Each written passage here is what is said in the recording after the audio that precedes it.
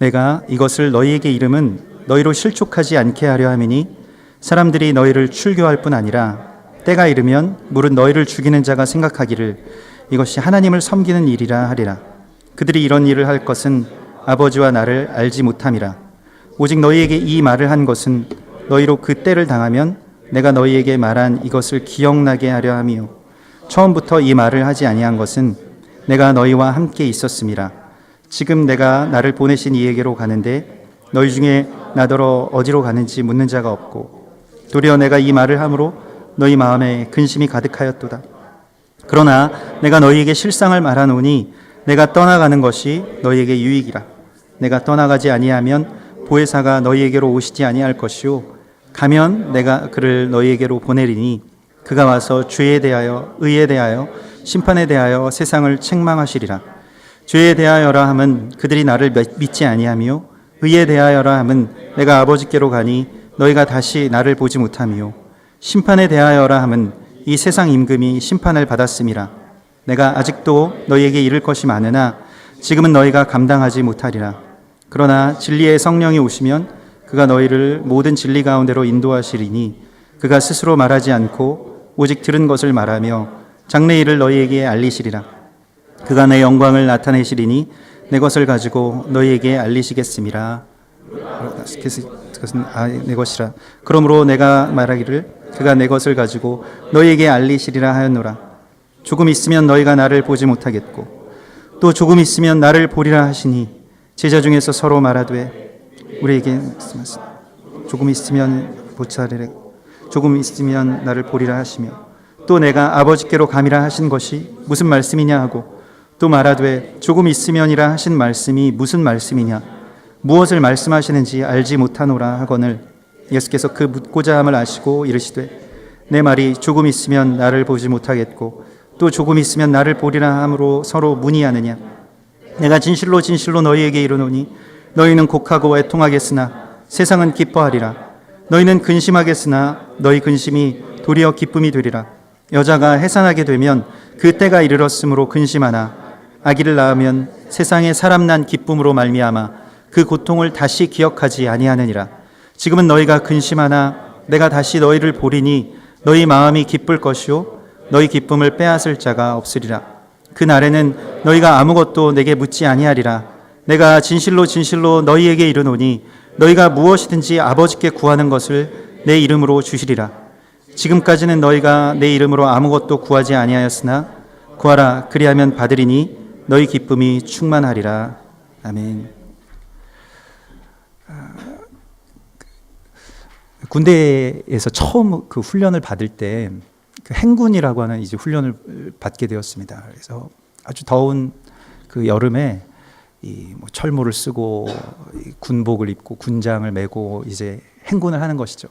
근데 그 뭐 그냥 그 산책하듯이 걷는 그런 산보랑 다르게 행군은 정말로 말 그대로 뭐 그 전쟁에 나갔을 때 군인들이 이동을 하는 것이기 때문에 거의 뛰다시피 걷습니다. 그래서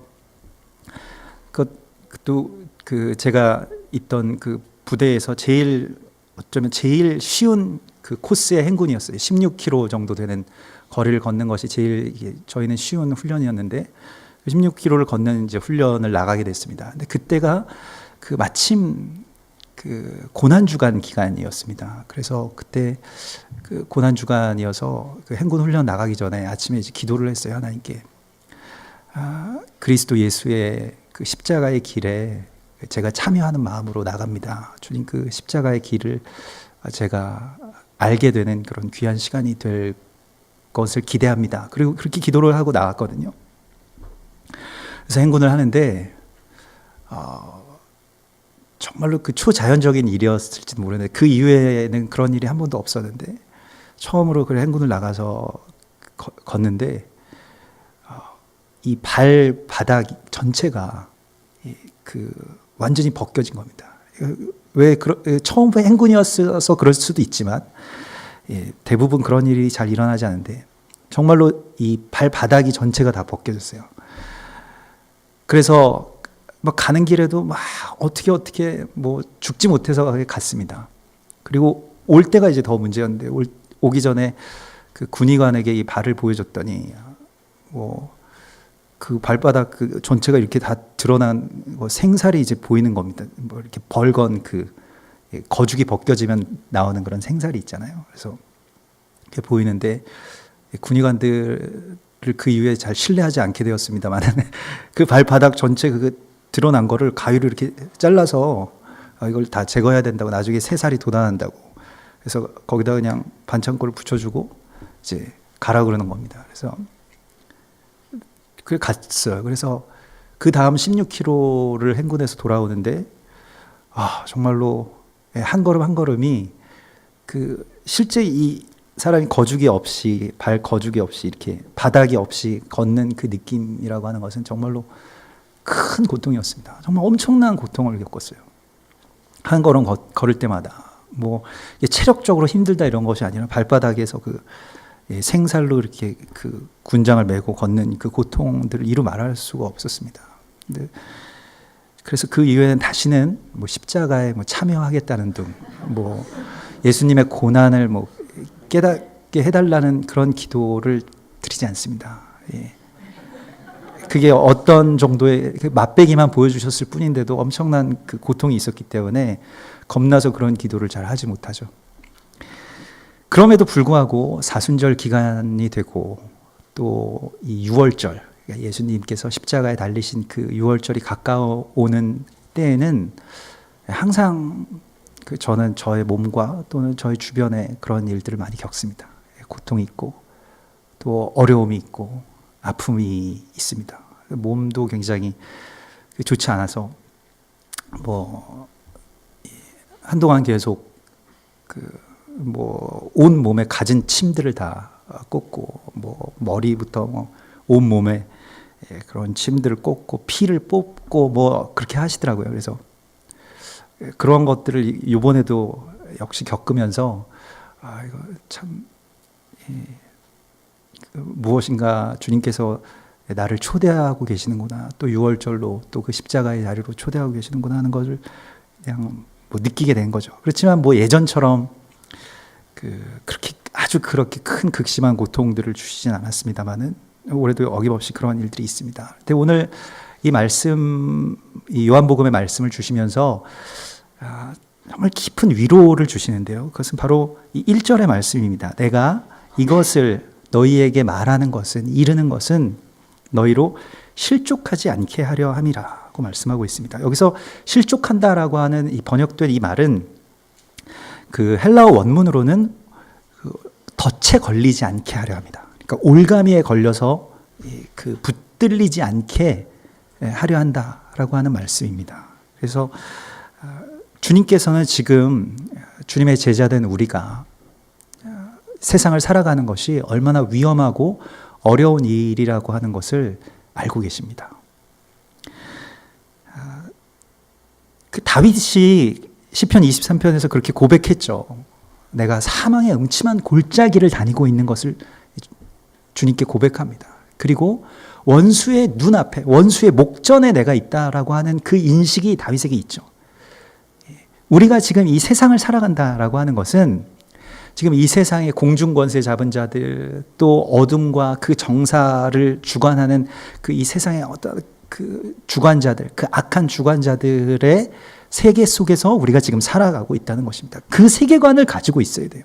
그것을 우리가 알아야 됩니다. 얼마나 위험한 시간과 또한 그 공간을 지나고 있는지를 우리가 알아야 됩니다. 그렇기 때문에 주님의 인도하심에 민감하게 반응하고 또한 그 말씀에 의지해서만이 이 절벽과 같은 또 사망의 음침한 한 발자국만 옆으로 가면 아주 깊은 낭떠러지로 떨어지는 그 사망의 음침한 골짜기를 건널 수 있는 것입니다.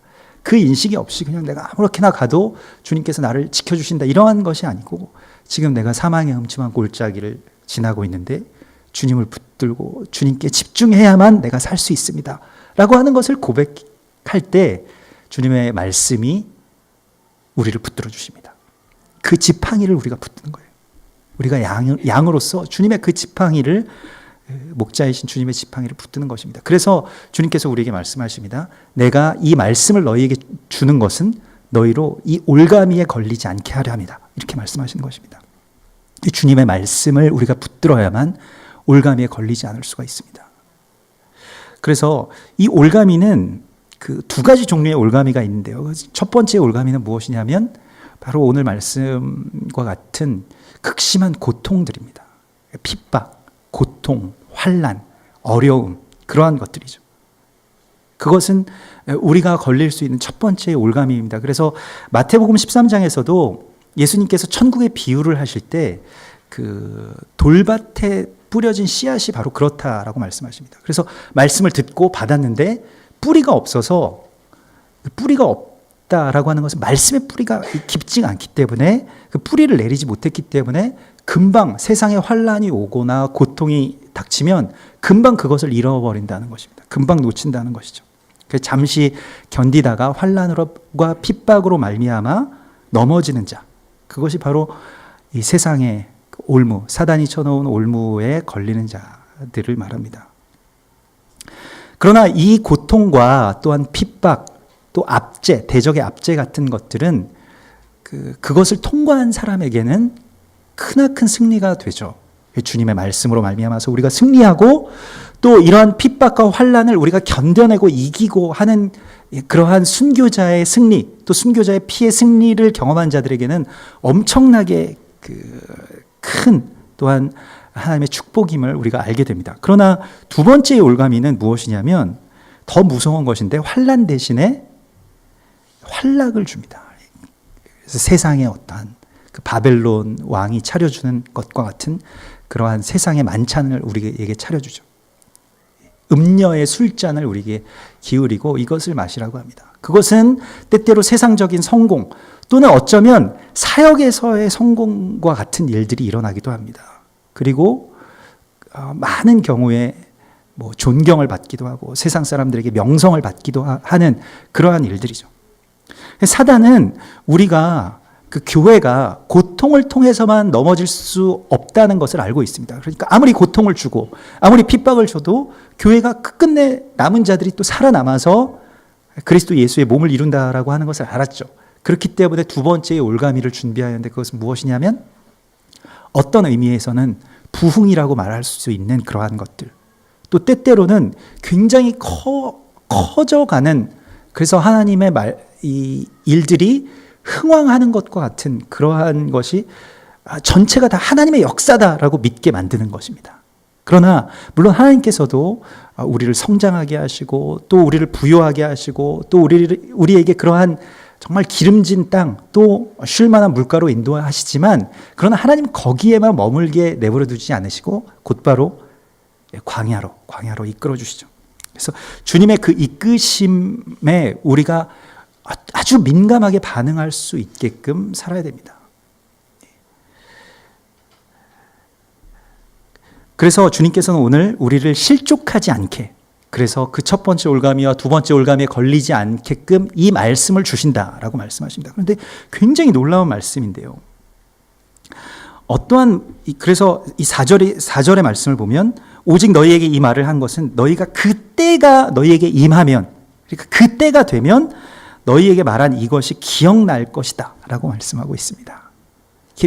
말씀이라고 하는 것은 바로 이러한 그 종류의 것인데요. 무엇이냐면, 어느 시간이 되면, 하나님의 시간이 되면 우리 가운데 뿌려졌던 어떤 말씀이 시한폭탄처럼 우리에게서 자라나고 열매를 맺고 터져 나오는 그러한 것이 있습니다. 그래서 여러분들 지금 말씀을 들으시는데 이 말씀이 지금 은혜가 될 때도 있고, 지금 나에게 깨달음이 될 때도 있고, 지금 내가 순종으로 바로 이어지는 경우도 있지만, 그렇지 않은 때가 더 많죠. 뭐 목사님의 말씀이, 또는 우리가 말씀 묵상하고 또 그렇게 말씀을 읽다가 그것이 나에게 뭐 어떤 엄청난 의미로 다가올 때도 있지만, 대부분의 경우는 그냥 흘러가는 때가 많습니다. 그리고 어찌 보면 뭐 나오셔서 또 이러한 설교의 시간 가운데서 들었던 말씀이 뭐 전혀 나에게 와닿지 않는 말씀일 때도 있어요.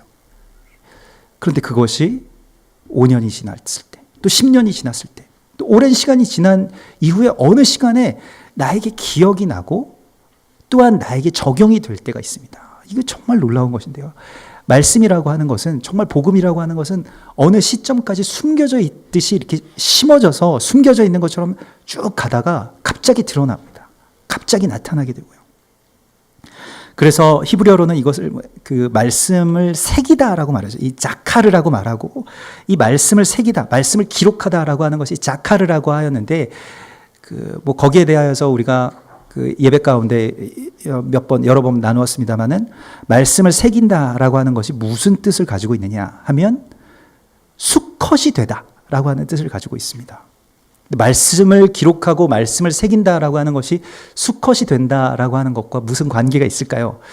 수컷이 된다라고 하는 것은, 이 수컷은 뭘 말하냐면 하나님께 드려지는 제물은 수컷을 드리게 되어 있습니다. 말라기서에서도 보면 이스라엘 백성들이 심판을 받는 이유 중에서, 뭐 여러 이유 중에서 말라기서에서는 너희가 수컷이 있음에도 불구하고 수컷을 드리지 않았다라고 말씀하고 있거든요. 근데 뭐 하나님께서 수컷만 좋아하신다 그러한 것이 아니라, 수컷이 되다라고 하는 것은 이 말씀을 새기다라고 하는 말과 같은 것인데, 그것은 오늘 이 말씀의 이제 결론입니다. 무엇이냐면 그리스도 예수의 생명을 우리 안에서 드러낸다라고 하는 뜻입니다. 그러니까 수컷이 된다라고 하는 것은, 거기서 수컷을 뭘 말하냐면 그 남자가 된다라고 하는 뜻을 가지고 있는데, 그것은 바로 우리가 하나님의 아들들로서 이 세상 가운데 드러난다라고 하는 뜻을 가지고 있습니다.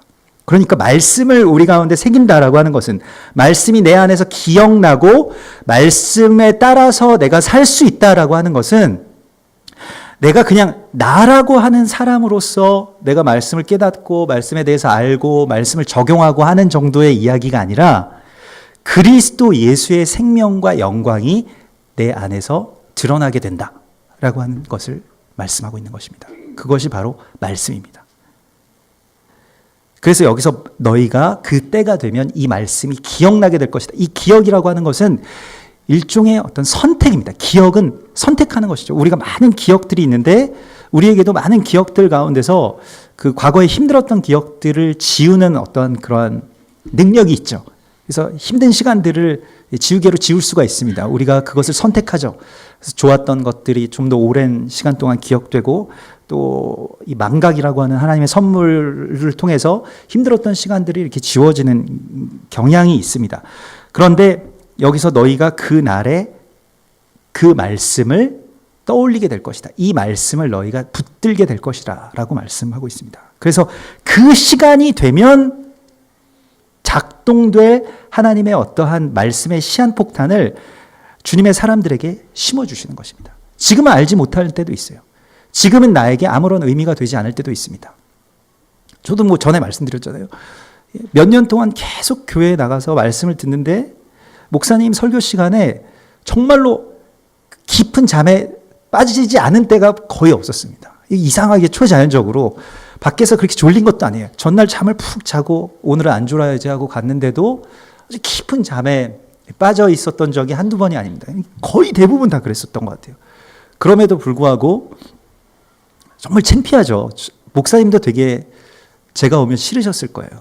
그때 설교하셨던 목사님도 항상, 그것도 막 어디 안 보이는 데도 아니고 앞자리에 나와서 항상 자고 있으니까, 또 깊이 자고 있으니까. 나중에는 성도들이 다 나가고 그 청소하신 집사님이 오셔서 이렇게 청소하시다가 깨우신 적도 있습니다. 이렇게 새벽 예배를 말씀드리는 건데, 계속 그렇게 몇 년을, 오랜 시간을 이렇게 나갔었거든요. 그런데 나중에 그 말씀이 제 안에서 자라서, 그래도 씨앗이 자라서 새싹을 내고 또 자라간다라고 하는 것을 나중에 느끼게 되었습니다. 그리고 그 말씀들이 어느 시간이 되면 기억이 나고 또 내 안에서 작용하는구나라고 하는 것을 저도 몸으로 느낀 적이 있습니다. 그래서 주님의 시간 가운데 나에게, 또한 우리의 자녀들에게 어떤 말씀이 작용한다라고 하는 것을 우리가 믿어야 됩니다. 그리고 그것이 뭐 내가 힘들고 뭐 은혜가 되고 와닿고 이런 건 상관없어요. 그 나중에 하나님께서 하나님의 시간 가운데 그것을 붙들 수 있도록 우리 가운데 심어주시기 때문에, 예수님도 지금 제자들이 알아듣기 때문에 이 말씀을 듣고 설교를 적용할 수 있기 때문에 이 설교를 주신 것이 아닙니다. 나중에 그때가 되면 너희가 붙들 수 있겠다 라고 말씀하시고 이 말씀 주신 것입니다. 그래서 여러분들 가정에서 예배 드리실 때 자녀들에게 어떤 말씀을 선포하고 그 자녀들이 뭐 말씀을 이해하고 적용하고 하는 것에 대해서 큰 기대를 하지 않고 그냥 선포하십시오. 그러나 그것이 그 자녀에게서 어느 시간이 되면 그것이 무슨 뜻인지를 알게 될 것을 소망하면서 그것을 선포하시면 됩니다.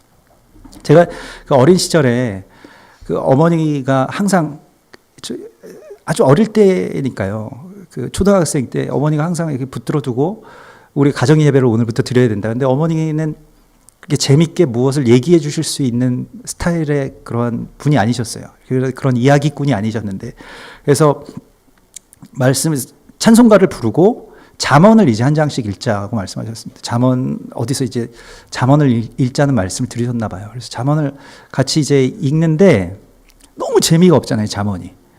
그리고 나중에 무슨 그 잠언의 내용을 보면 나중에 좀 민망한 내용들도 나옵니다. 약간 19금 같이 어떤 여자가 유혹해서 집에 새로운 침대를 마련해 놓고 그런 이야기들이 막 나오잖아요.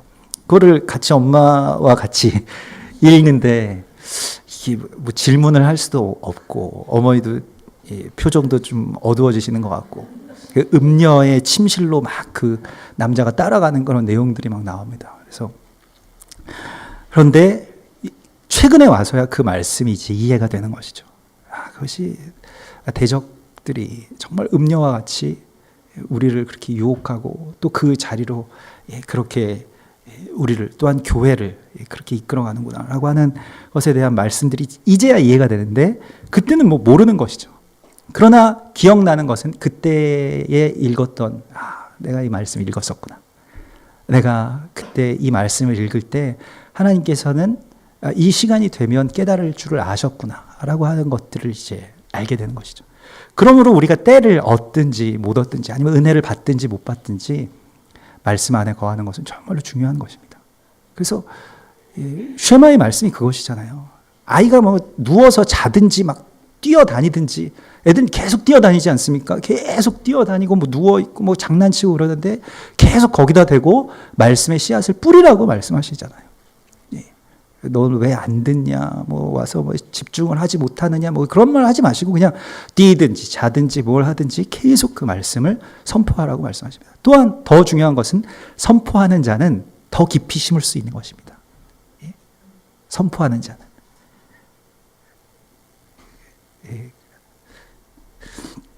그래서 오늘 이 말씀을 우리 가운데 그렇게 주시고 그때가 되면 너희에게 이 말씀이 이제 작용될 것이다 라고 말씀을 하시는데 지금은 너희가 묻는 자가 내가 어디로 간다고 하는데 나에게 묻는 자가 없다라고 말씀하시면서 그것은 이제 이 십자가에 대한 외면 우리가 하나님의 나라와 그 길을 가는 데 있어서 정말 어려운 그런 시간들을 가게 된다라고 하는 것에 대한 어떤 어설픈 외면들을 주님께서 우리에게 말씀하시죠. 그런데 내가 오늘 너희에게 진리를 여기서 실상을 말한다라고 하시는 이 7절의 말씀은 실상을 말한다라고 하시는데 이 실상은 그 실상으로 번역된 말은 진리입니다. 알레테이아.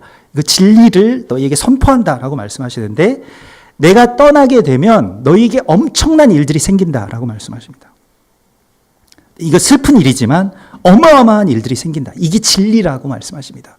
그러니까 주님의 구원의 역사에 대해서 말씀하시는 것이에요. 구원이라고 하는 것은 우리가 지난 주중에도 나눴습니다만 구원이라고 하는 것은 예수를 믿으면 죽은 다음에 천국을 간다라고 하는 개념의 구원이 아닙니다.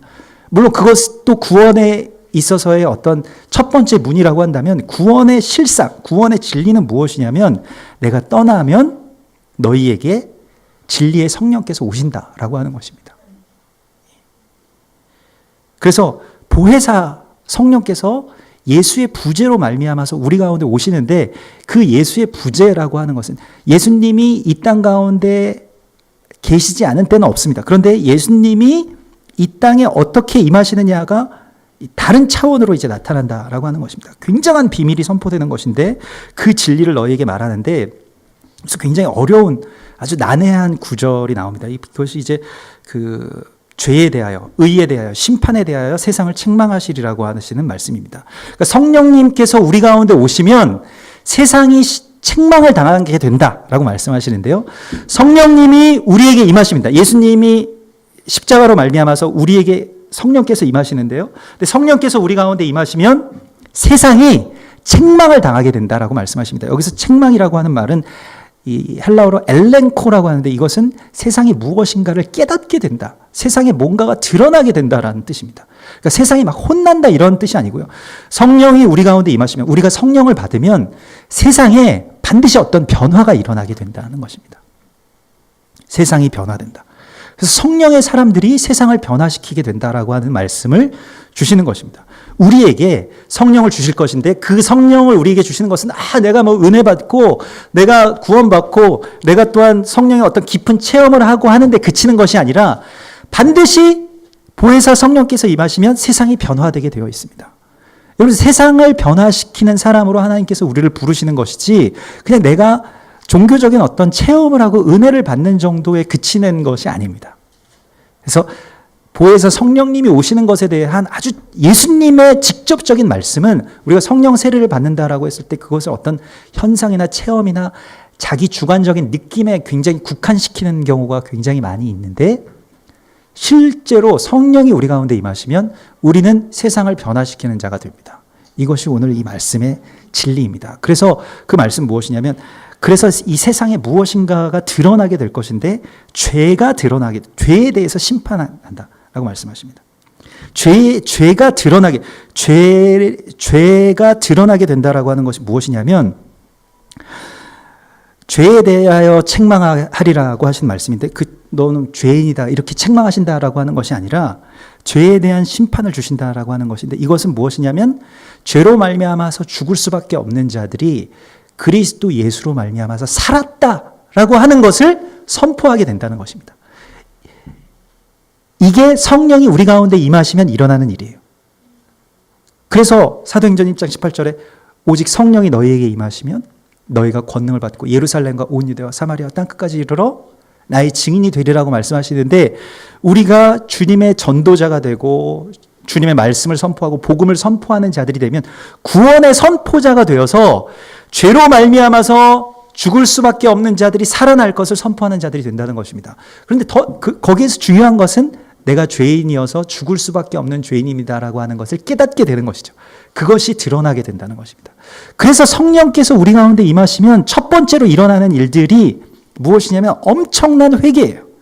회개의 눈물들이 있고 우리 1907년에 평양 대부흥 운동의 그 기록들을 보아도 사람들이 다 성도들이 막 뒹굴면서 계속해서 회개하고 제단 가운데 나아가서 자신의 죄를 고백하고 회개하고 그리고 그 종되었던 자들을 그렇게 착취했던 그러한 지주들이 나와서 또 회개하고 그들을 다 놓아주고 그러한 일들이 계속해서 한 달여 동안 계속 눈물바다가 되었다라고 하는 것이 기록되어 있습니다. 성령이 임하시면 회개가 일어납니다. 그래서 죽을 수밖에 없는 죄인인 것을 깨닫게 되고요. 또한 성령이 임하시면 그런데 그 회개는 정말 후련한 회개죠. 근데 이 죄가 있는데 이 죄 때문에 내가 죽을 수밖에 없다. 그런데 죽지 않아. 그리스도 예수께서 날 대신해서 이 죄의 값을 지불하셨다라고 하는 복음까지 이르게 된다는 것입니다. 이것이 죄에 대하여 세상을 책망하신다라고 하는 것의 진리입니다. 본질입니다. 두 번째로는 의에 대하여라고 말씀하시는데 이것도 굉장히 어려운 말씀이죠. 의에 대하여라 함은 내가 아버지께로 가니 너희가 다시 나를 보지 못할 것이다. 이게 무슨 말씀입니까? 여기서 이제 의라고 하는 것은 특별히 이제 그 헬라어의 용법으로 보면 칭의를 말합니다. 그러니까 의롭게 되는 것을 말합니다. 그래서 여기서 의라고 하는 것은 헬라어로 이 디카이오 쉬네라고 해서 의롭다함을 받는 것에 대해서 말씀하시는 것이고요. 그런데 의롭다함을 받는 것이 어떠한 것이냐면 내가 아버지께로 간다. 그러니 너희는 다시 나를 보지 못할 것이다 라는 말씀을 주세요. 이 신비한 말씀은 무슨 말씀일까요? 우리가 칭의를 받는다라고 했을 때 의롭다함을 받는다라고 했을 때 그 의롭다함은 내가 더 이상 죄인인데 죄가 없어. 그래서 얘는 의로운 자야 라고 말씀하시는 것이 아닙니다. 요즘에 노아라고 하는 영화가 개봉돼서 그것이 연일 뭐 어떤 논란들이 있는데 노아는 의로운 자라고 하나님께서 말씀하셨는데 여기서 의라고 하는 것은 무엇일까요? 죄가 없다라고 하는 것일까요? 그것이 아니고요. 뭐 공정하다, 공의롭다라고 하는 뜻도 물론 포함되어 있지만 여기서 의라고 하는 것에 대한 굉장한 비밀은 우리가 한자를 한번 생각해 보십시다. 한자에 대해서 의라고 하는 한자를 아시나요? 대부분 다 아실 겁니다. 우리 수현이는 의라고 하는 한자 알지? 요즘에는 초등학생들이 더 한자를 많이 알더라고요. 뭐 한자 공부도 하고. 그런데 이 의라고 하는 한자를 잘 생각해 보면 이 자기를 뜻하는 아자가 밑에 있습니다. 나 아자. 그 나 아자가 밑에 있고 그 위에 뭐가 있습니까? 양이 있죠. 그래서 내가 양을 뒤집어 쓰고 있는 모습이 의예요. 그러니까 이건 뭘 말씀하시는 것이냐면 여기서 이 말씀과 이어지는데요. 그냥 한자에 정말 성경의 진리들이 굉장히 많이 있습니다. 그래서 그것을 연구하시는 분들도 있는데 한자에 나타난 하나님의 비밀 그런 것들을 책도 나와 있습니다만 그런데 의라고 하는 것이 내가 양을 쓰고 있다라고 하는 것입니다. 뭘 말씀하시냐면 우리가 죄인으로서 죽고 죄인이고 이런 것을 다 맞는데 하나님께서는 그리스도 예수라고 하는 양을 잡으셔서 우리 위에 그 양의 옷으로 덮어주셨습니다. 그 양의 옷으로 덮어주셨기 때문에 하나님이 우리를 보실 때는 뭘 보시냐면 나를 보시지 않고요. 양을 보십니다. 그래서 오늘 이 말씀에도 내가 아버지께로 가니 너희가 다시 나를 보지 못합니다. 그러니까 그리스도 예수를 이제 어디에서 보느냐? 그리스도 예수는 이제 어떻게 나타나고 드러나느냐? 바로 나를 통해서 나타난다는 것입니다. 이것이 이 말씀의 비밀입니다.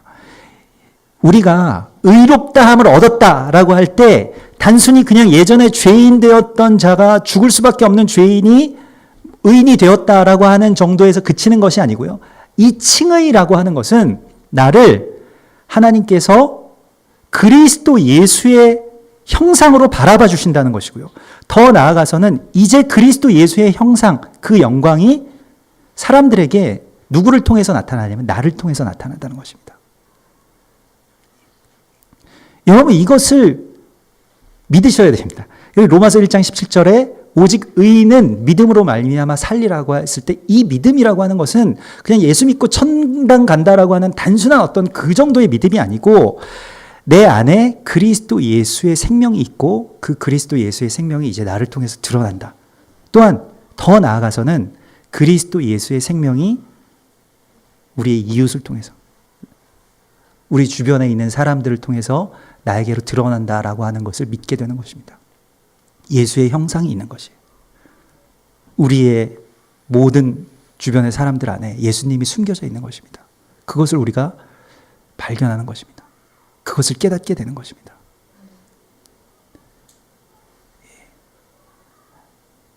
정말로 예수님의 모습이 우리 안에 또한 우리 주변에 또 우리의 가족들 또 우리의 동역자들 안에 다 숨겨져 있습니다. 그것을 보는 거예요. 그래서 내가 그분들을 볼 때 그저 나의 관점에서 보지 아니하고 그분들 안에 있는 예수 그리스도의 형상을 발견하는 그러한 기쁨을 누리시길 바랍니다. 제가 얼마 전에 저희 막내 아이가 잘 다치는데 또 어디에 의자에 넘어져가지고 아주 좀 크게 다쳤어요. 그래서 얼굴을 이제 꼬매게 되었는데 얼굴을 응급실에 가서 이 아이가 이제 마취를 하고 아이를 이제 막 피투성이가 되는 아이를 막 이렇게 꼬맸어요. 꼬맬 때 또 보호자가 이게 팔을 잡아줘야 된다 그래서 그걸 계속 지켜보고 있는데 정말 고통스럽더라고요. 그 아이를 이렇게 생사를 이렇게 막 꼬매고 이러는 장면을 보는 게 정말 고통스러운데 그래서 이 아이가 이제 수면 마취에서 깨어날 때까지 아빠가 앉혀서 이렇게 잡아줘야 됩니다. 그래서 한참 동안 이제 기다렸어요. 그런데 아기가 이렇게 마취에서 깨어나면서 저는 그 침대 위에 아기를 앉혀놓고 저는 그 침대 밑에 이렇게 무릎을 꿇고 기도를 하고 있었습니다. 근데 아기가 마취에서 깨어나면서 저를 이렇게 지그시 내려다보는데 그 아기를 보는데 정말 이렇게 그 피 묻은 아기를 보는데 정말 예수님 보는 것 같더라고요. 그래서 많이 회개했습니다. 제가 정말 항상 이제 기도할 때마다 성령님께 십자가 아래로 저를 인도해 달라고 그런 기도하는데 정말 예수님이 나를 이렇게 내려다보고 있는 것과 같이 그 아주 힘없는 아기의 표정에서 그걸 보게 된 거죠. 그래서 그걸 또 보게 하시는구나 하고 또 많이 또 기도하고 또 회개하고 그렇게 하였는데요. 우리가 이 세상을 살아가면서 뭐 좋을 때든 또 기쁠 때든 예수 그리스도의 형상을 이제 어디서 보느냐, 누구에게서 보느냐. 예수님이 오늘 우리 가운데 말씀하십니다. 너희가 다시 나를 보지는 못하지만 그러나 너희의 모든 곁에 있는 자들 가운데서 나의 형상을 보게 될 것이라고 말씀하시는 것이죠. 이것이 바로 주님께서 우리를 의롭게 하신 것의 참된 이유입니다. 우리가 의롭다고 하는 것은 내 죄가 없어졌다라고 하는 것이 아닙니다. 그리스도 예수가 나를 통해서 또한 나의 이웃들을 통해서 드러나게 된다는 것을 말씀하시는 것입니다. 그리고 마지막으로 심판에 대하여라고 말씀하셨는데 이 심판에 대하여라 하면 이 세상 임금이 심판을 받았습니다. 그러므로 이제 이것은 무엇을 말씀하시냐면 이 세상의 통치자와 주권자가 오직 하나님이심이 선포된다는 것입니다. 이것이 누구를 통해서 선포돼요? 우리를 통해서 선포된다는 것이에요. 이 세상 임금이 심판을 받았다라고 하는 것을 우리는 오늘날의 생중계로 봅니다. 이 세상에 정말로 카다피와 같은 절대 권력자들이 죽는 것을 우리가 보죠. 후세인, 카다피, 그러한 세상의 왕들이 심판을 받고 또 세상의 왕들이 쓰러지고 세상의 왕들이 어떻게 할 수 없는 일들 가운데서 있는 것을 우리가 보게 됩니다. 시편 2편에서 어찌하여 열방이 분노하며 민족들이 헛된 일을 꾸미는가? 세상의 군왕들이 나서며 관원들이 서로 꾀하여 여호와와 그의 기름 부음 받은 자를 대적하고 그들의 맨 것을 끊고 그 결박을 벗어버리자고 하지만 주님께서는 비웃으신다고 말씀하십니다. 주님께서 그것들을 보고 비웃으신다고 말씀하십니다. 세상의 권력들, 세상의 어떤 시스템, 이 세상이 구축해 놓은 그런 모든 것들이 다 무너지는 것을 우리는 두 눈으로 똑똑히 목격했습니다. 그리고 오늘 또 일본에서 우리 아유무 형제님 오셨습니다. 그래서 쓰나미와 같은 엄청난 일들이 닥칠 때에 그 국가의 어떠한 시스템들 그리고 그들이 가지고 있었던 그런 모든 어떤 대비책들이 다 무너져 내리는 것을 그 제방이 무너져 내리고 땅이 갈라지고 핵이 누출되고 하는 것을 통해서 우리가 보았습니다. 그리고 그때 우리에게 성령의 사람들에게 말씀하신 것은 무엇이냐면 세상은 하나님께서 다스리신다라고 하는 선포입니다. 오직 여호와께서만 이 땅을 주관하시고 다스리시는 것입니다. 세상에 다른 어떤 것이 아니고 다른 권력이 아니고 다른 시스템이 아니고 돈이 아니고 다른 어떤 것이 아닌 하나님이 우리를 다스리신다. 하나님이 세상을 다스리신다라고 하는 위로를 우리에게 주십니다. 그것이 어떤 면에서 볼 때는 재앙이나 전쟁이나 어떤 어려움들로 우리 가운데 나타날 수 있지만은 그러나 결론적으로 하나님께서 우리에게 말씀하시는 것은 주님이 우리를 통치하신다는 것입니다. 이것이 우리에게 너무나도 큰 위로입니다. 이것이 우리에게 너무나도 큰 복음인 것이죠. 그래서 우리에게 진리의 성령께서 오시면 이 13절에 보면 진리의 성령이 오시면 그가 너희를 모든 진리 가운데로 인도하시리라고 말씀하시고요. 그래서 그 진리 가운데서 주님께서 장래일을 알게 하실 것이다 라고 말씀하십니다. 이 진리라고 하는 말을 우리가 전에도 나눈 바와 같이 진리는 알레세이아라고 하는데 이 알레세이아라고 하는 그 헬라어를 조금 이렇게 어원과 이렇게 나누어 보면 어떤 의미를 가지고 있냐면 숨겨진 알파라고 하는 뜻을 가지고 있습니다. 조금 어려운 이야기가 될 수도 있겠습니다만 숨겨진 알파가 무엇이냐면 아주 태초의 것이 어느 지점이 되면 드러나게 되는 것, 이것을 진리라고 말합니다. 그래서 마치 천국은 숨겨진 보화와 같다라고 말씀하시는 것과 똑같은데, 어떤 알파, 그러니까 태초에 있는 것, 히브리어로는 그것을 케뎀이라고 하죠. 그 태초에 있는 것이 드러나게 되는 것이 이제 진리입니다. 그런데 드러나지 않아도 그것은 있는 것이죠. 그것이 에덴이기도 하고, 그것이 우리가 하나님께서 주신 온전한 자유이기도 합니다. 그 알파가 어느 시간이 되면 드러난다라고 하는 것을 말씀하고 있는 것입니다. 그래서 알파는 언제 드러나게 되느냐? 그 숨겨진 알파는 하나님의 시간, 곧 오메가에 드러나게 됩니다. 그래서 그것이 서로 만나게 되는 것을 말씀하고 있는 것입니다. 이것이 어려운 이야기처럼 우리 가운데 들리지만, 결국 이 일이 어떻게 우리 안에서 이루어지느냐, 숨겨진 알파, 또 하나님의 시간, 하나님의 심판, 이러한 것들이 어떻게 이루어지느냐, 여기에 대해서 주님께서는 굉장히 간단한 어떠한 말씀을 하시는데요.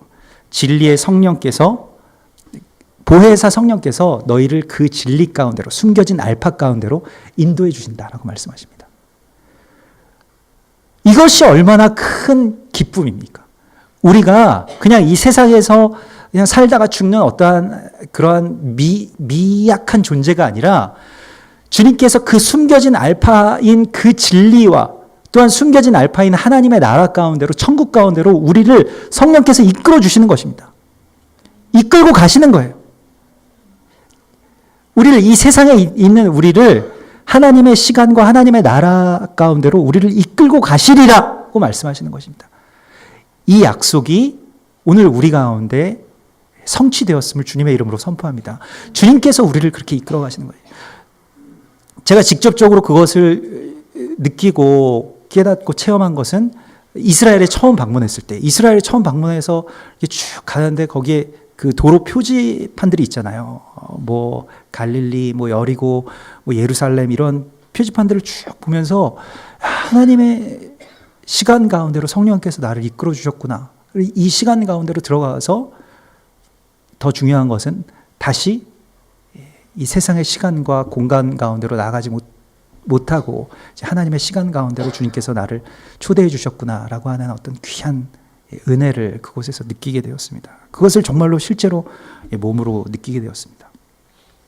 그래서 진리의 성령께서 오시면 그분이 우리를 그 자리로, 그 진리 가운데로 이끌어 주실 것이라고 주님께서 말씀하십니다.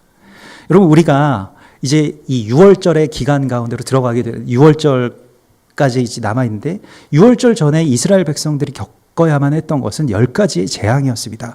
10가지의 재앙이, 물론 그 몇 가지는 이스라엘 백성들에게 임하지 않은 재앙도 있지만, 첫 번째 재앙부터 몇 가지는 이스라엘 백성들이 그것을 다 같이 겪은 겁니다. 이스라엘 백성들에게도 그 재앙이 있었어요. 그러나 차이가 있었죠. 애굽의 백성들에게, 또한 그 애굽의 바로 왕에게 그 재앙은 죽음을 향해서 가는 어떠한 그러한 정말로 재앙이었습니다. 그러나 이스라엘 백성들에게 그 재앙은 무엇이었을까요? 그것은 하나님의 나라의 백성으로 가는 소망이었습니다. 그러니까 이 재앙이 일어났다라고 하는 것이 바로의 눈으로 봤을 때는 나라가 망하는 것이에요. 이 세상이 멸망하는 것처럼 보이는 것입니다. 그러나 하나님 나라의 백성의 눈으로 보았을 때 그것은 하나님의 시간이 임박했구나. 여기서 계속해서 예수님께서 제자들과 말씀하십니다. 조금 있으면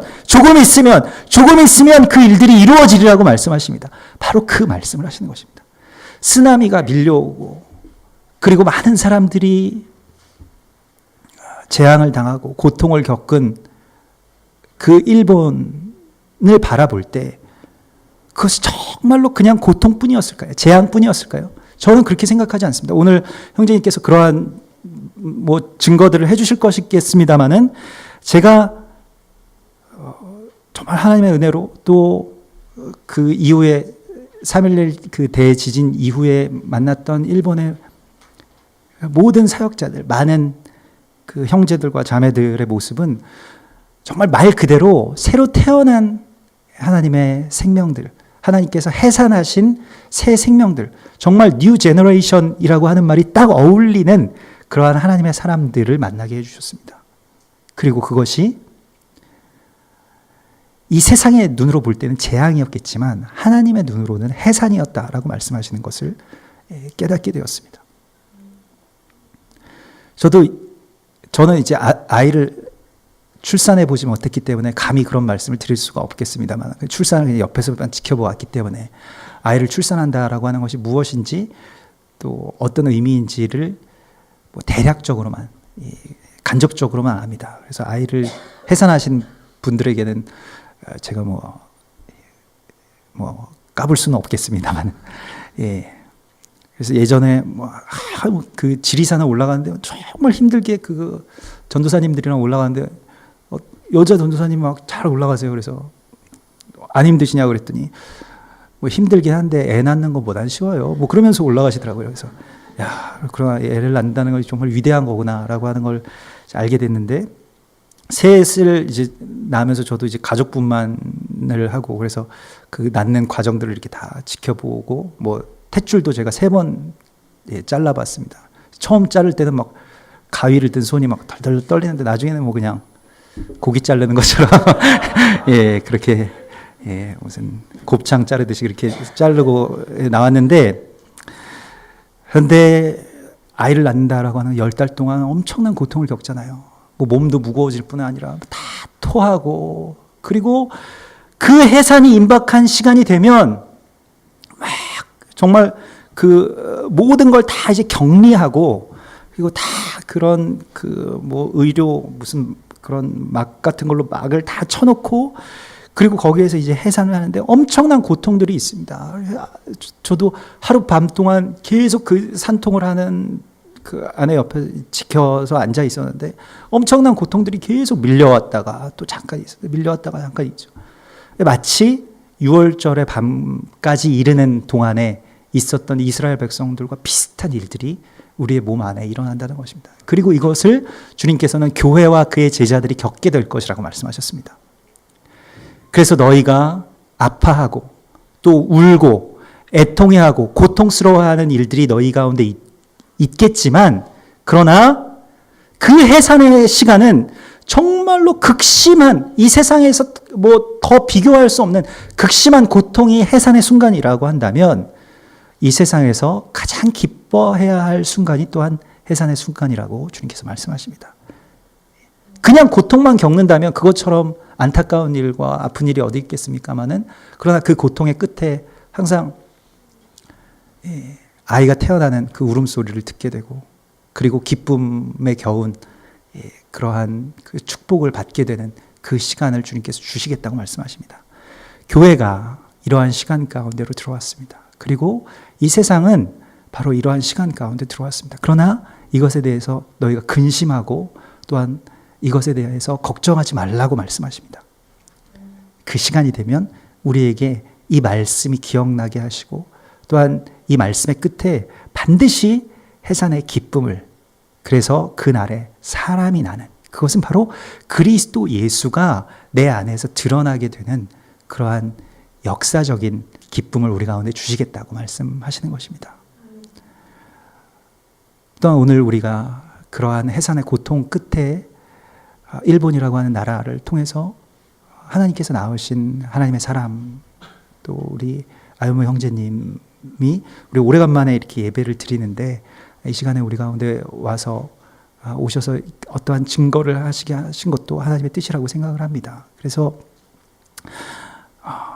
우리 교회, 또한 이 땅과 여러분들의 가정, 그리고 자녀들, 모든 상황과 또한 모든 것들이 해산을 향한 그 날과 시간을 향해서 나아가고 있음을 기억하십시오. 그리고 그 날에는 반드시 이것이 그냥 헛된 고통과 고난이 아니라 해산을 위한, 이날의 그 기쁨을 위한 그 아픔이었구나 하는 것을 여러분들 깨닫게 되는 바로 그 날을 우리 가운데 조금 있으면 허락하실 것입니다. 같이 기도하겠습니다. 주님 감사합니다. 우리가 하나님의 시간을 살게 하시고 이 땅 가운데서 그리스도 예수가 우리의 생명으로 드러나는, 우리의 육체와 우리의 언행과 우리의 삶 가운데서 예수의 생명과 영광이 드러나는 그 날을 우리 가운데 허락하여 주심을 감사드립니다. 이제 우리로, 또 우리의 가정으로, 우리의 교회로 하나님의 나라를 선포하는 그런 거룩한 그리스도 예수의 생명이 되게 하시고 예수의 몸이 되게 하여 주시옵소서. 주님을 경배하고 신뢰하오니 주여 우리를 이끌어 주시고, 우리가 이 세상 가운데서 주님의 평안을 누리게 하시고 세상에서 환난을 당할지라도 세상을 이기신 주님을 바라보며 이 모든 일들이 하나님 나라의 해산의 기쁨이 되는 날까지 견디고 감사하고 기대하는 주님의 사람들 되게 하여 주시옵소서. 거룩하신 예수 그리스도 이름으로 기도드립니다. 아멘.